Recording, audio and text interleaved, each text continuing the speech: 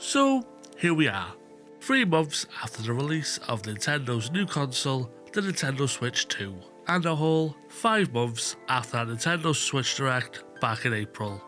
While a whole lot of Nintendo fans already wanted to buy the console, I think the opening trailer really sold them on the console. It's a new Mario Kart, of course I'm buying the console. But what about the average consumer? Did they want a Switch 2? Did the Direct show off enough to make them want to buy the console? Now that they had all the information they needed, was it enough? And that's why we're here, 4 months after that Direct and 2 months after the release of the Switch. I'm here to give my honest opinion on what I think of the console, pros and cons, and where I can see Nintendo going with this console in the future. So sit down, get some popcorn, and let's get to it. Now, let's start with the console itself and its build quality. When you compare it to the Switch 1, you can tell that 1, it's bigger in size, and 2, it's better in build quality. I don't feel like if I drop the console, I'd have to send it out to get fixed immediately. It just feels a little bit more rigid and secure in your hands, like it gives you a sense of security when you're playing the console in handheld mode. And let's not forget that matte finish. It really does feel like a premium console, and a really good upgrade from the first Switch. And as much as I'm going to miss playing my OLED with the added pop in colours, I think that the frame rate increases and the bigger console screen makes up for that. Now, moving on to the Joy-Cons, the biggest problem I had with the original was it was just a little bit too small. Like, with my big hands, I get cramping if I play too long. And with the main aim of the original Switch being multiplayer, when you can just take off a Joy-Con and give it to your friend and you have a Joy-Con yourself. Like, the idea was amazing, but when it came to teenagers or adults playing with the Joy-Cons, their hands were just a little bit too big, so you would get cramping if you played for too long, therefore you couldn't do longer gaming sessions. But am I glad that they increased the size for the Switch 2? The Joy-Cons themselves are bigger, but also the thumbsticks are bigger. And let's not mention the L and R buttons in the middle, they're bigger too. And overall, the controller as a whole just fits better in the hand. And the best addition? The way they've made these controllers magnetic. The way the controllers just click in and you press the button and take them out. I could do this all day. In fact, I think I have.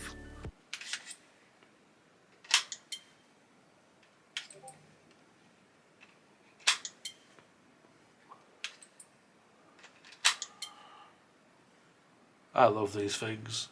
It just fixes the problem that the Switch 1 had where, yeah, sure, the Joy-Cons could be slid up and down to take off, but after a while when you played the console handheld, the Joy-Cons just became more and more loose. And with the console wanting to be played handheld where you hold those controllers, it just felt like a bit of a cop-out after a while, so I would just play it docked so it's safe.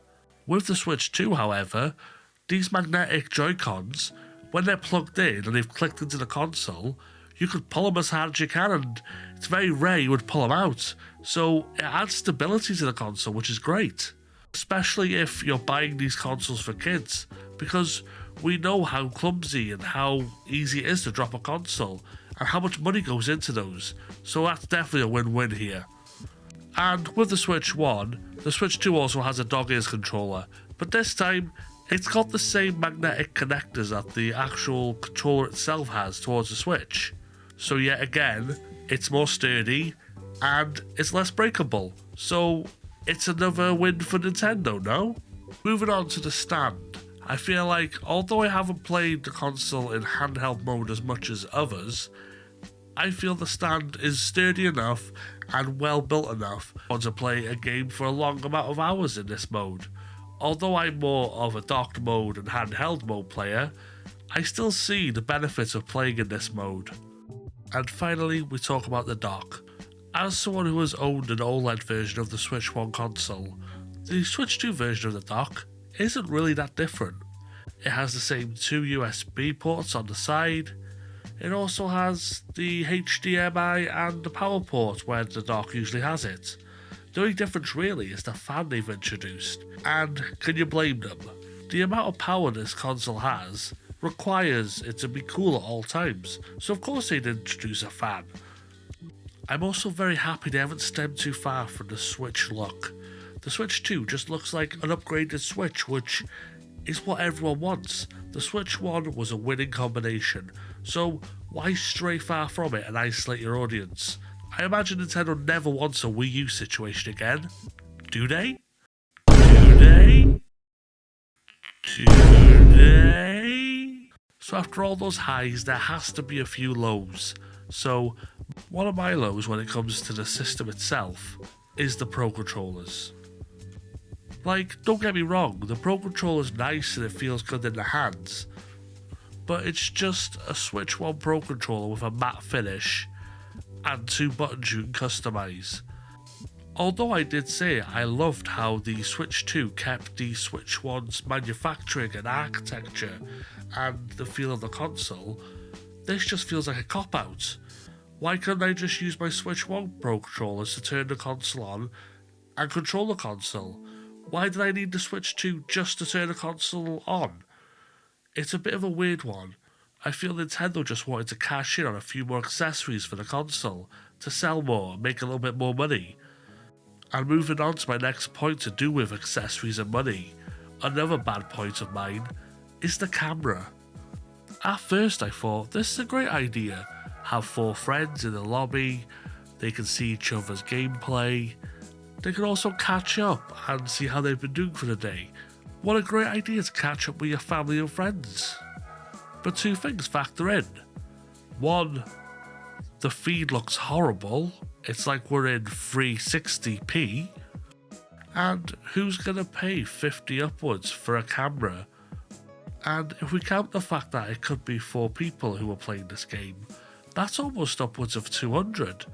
That's a lot of money spent just to talk to your friend when you can FaceTime them or go on Discord and start a chat. I think Nintendo is a few years too late with this one, personally. And no, I'm not saying that because I don't have any friends that own a Switch or a camera.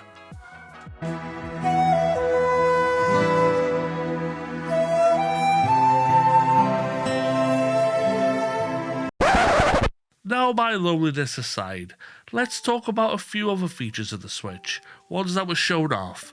Were they gimmicks, or were they a good mainstay of the console? One big talking point was the fact you could turn your Joy-Con and pull it on its side and use it as a mouse.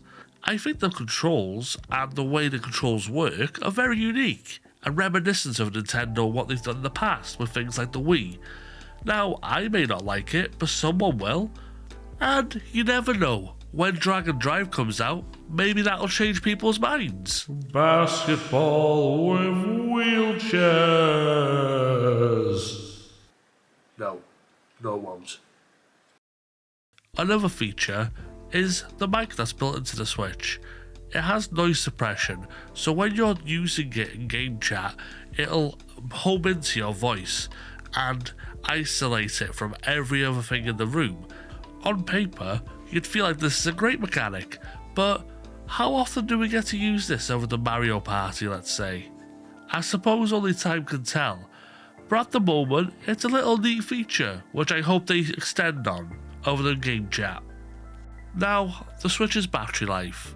This caused a lot of scrutiny online, but how does it hold up now 2 months later? In all my time playing the Switch 2, when I've played it portable, I've never once had my battery life run out. But that depends on 1, the player, 2, how long they play the console, and 3, how much brightness they're using and if they're playing it in a higher resolution or not. I feel with the power of the console, isn't that a good trade-off? Also, if you're going to play the console portable and for long periods of time, would it not be a wise decision to bring the charger with you? I mean, Nintendo themselves issued out a statement on how to extend the life on your battery, so if you haven't already done that, I would recommend reading it. If you're not like me and you don't appreciate a simple homepage that just gets to the point, you click your things, you get to it, you're into the game as soon as possible. Sometimes, when you have all the colours and all these windows popping in your face, it just takes you away from wanting to play the game. So I was happy that the Switch 2 kept a more simple approach to this. Similar to the Switch 1, a few little extras, but very simple and clean. When you walk away, you don't hear me say, please. With the console containing more power, it fixed one of the biggest problems I had with the Switch 1, which was access to the Nintendo shop. When you clicked it originally, it just had this very slow and unresponsive feel to it. It felt like it was acting against you, and when you try it in the Switch 2, it's great, it works like an actual app for once, so that's a big thumbs up from me. A wise man once said, a console's only as good as the games it releases with.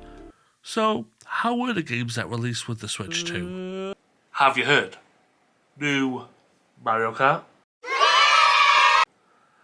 Metroid Prime? New Pokemon Legends game? New Hyrule Warriors? Prequel to Legend of Zelda? Tears of the Kingdom? New Kirby Air Riders? And to top it all off, a new 3D Donkey Kong game. Like, I couldn't hide my excitement. A good 5 to 6 new releases within the first half a year. That's great for a console release. And did Nintendo stop there? No, they didn't. They thought, you know what? You like some of these games that released for the Switch 1. How about we port them over to the Switch 2 and give them extra stuff? A deluxe edition, if you would. The titles shown off in the Direct were The Legend of Zelda Breath of the Wild, The Legend of Zelda Tears of the Kingdom, Kirby and the Forgotten Land, Pokemon Legends ZA, Mario Party Jamboree, and Metroid Prime 4. The extra content these games got with them were varied, such as frame rate increases, or being able to play them in higher resolution. Certain games like Kirby and Mario Party got extensions to them, which make for a great way to either replay the game or discover the game for the first time. Nintendo really hit it out of the park with these games, because who doesn't want to play Breath of the Wild, or games like Kirby or Pokemon, with higher frame rate and improved graphics? And the best part of it is, it didn't cost a lot of money. Like, if you had the original version of the game for your Switch 1, you would just pay a little portion towards having the upgrade version, such as the Zelda games being £10 or being free with the Nintendo Switch Online expansion pack. Games like Kirby were $20 because they provided a little bit more content, or games like Mario Party Jamboree were $20 because they had a whole new game mode installed to go around the microphone and the camera. But overall, that's very cheap, and you'd pay £20 for an indie game, would you not? And we thought Nintendo were done there, but no, they weren't. They thought, you know what, we'll give them even more upgrades, but this time for free if you own the game. So titles such as ARMS, Big Brain Academy, Brain vs. Brain, Captain Toad's Treasure Tracker, Clubhouse 51 games, Garage Builder Garage, Super Mario Bros. U Deluxe, Pokemon Scarlet and Pokemon Violet, Mario 3D World Bowser's Fury, Super Mario Odyssey, Zelda Echoes of Wisdom, Zelda Link's Awakening, all got visual and frame rate updates. And yes, it was true, GameCube was finally here, releasing with the Switch 2. Nintendo finally decided to put this on the system with the online membership. The games that I released with were Zelda Wind Waker, Soul Calibur 2, and F-Zero GX. And boy, have I had fun playing through those games. As of now, the games that have been added to this library are Mario Strikers and Chibi Robo.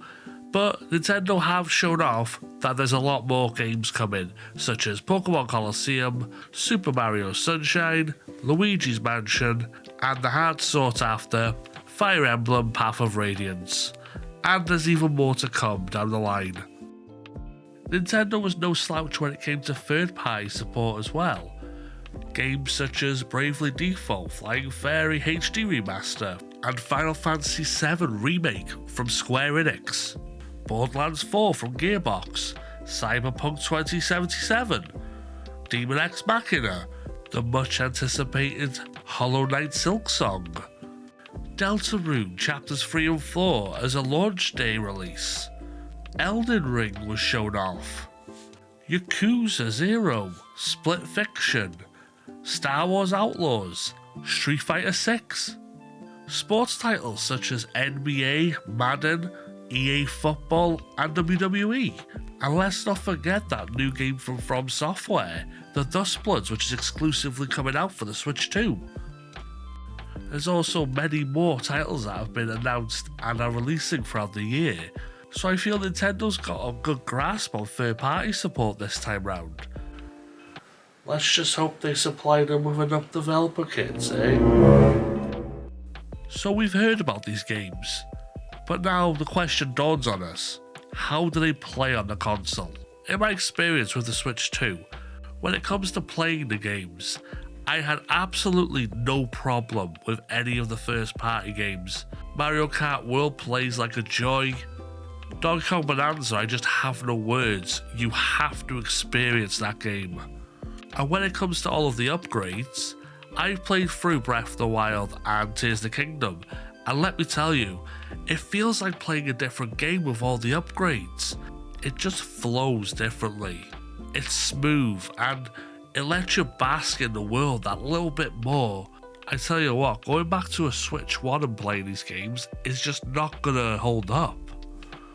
Games like Mario Odyssey that just control great on the Switch 1, I'm astounded by how better it controls on the Switch 2. It makes me want to pick the game up and play it from start all over again. Pokemon Scarlet and Violet were probably the biggest offenders for games that ran badly on the last console. And when you play them in the Switch 2, it's amazing how much the extra frame rate and power helps the game. It just felt like it was chugging along on the Switch 1, but now you have better load times, more Pokemon when you're out in the open. It just feels like a different game. This is also coming from someone who enjoyed the game playing it on the Switch 1. I didn't really have any bothers with it, but it's so noticeable on the Switch 2. You just take a look back and gasp and realise, wow, what have I been missing on? It takes you back, it does a little bit. Like when I was playing Smash Bros one day, a game that wasn't supported by Nintendo for the Switch 2. The load times that game had were kind of unbearable at times. You'd be waiting there 10 to 15 seconds for the game to start. But no, it gets loaded in half that time and you're just straight into the game. It's ridiculous what a lot of power does for this console and how it helps games that aren't even supported. So, how are the third-party games? I'm glad to say that they run pretty well. The one I was really impressed with was Street Fighter 6. As someone who previously owned the PS5 version, I was gobsmacked by how little the difference was between both versions. The inputs were crisp and lacked input lag, the graphics were great, and the load times were very fast. So I'm very impressed with what they did with this, and I hope that they bring that standard to every third-party game. And yes, I have heard a lot of the discourse online to do with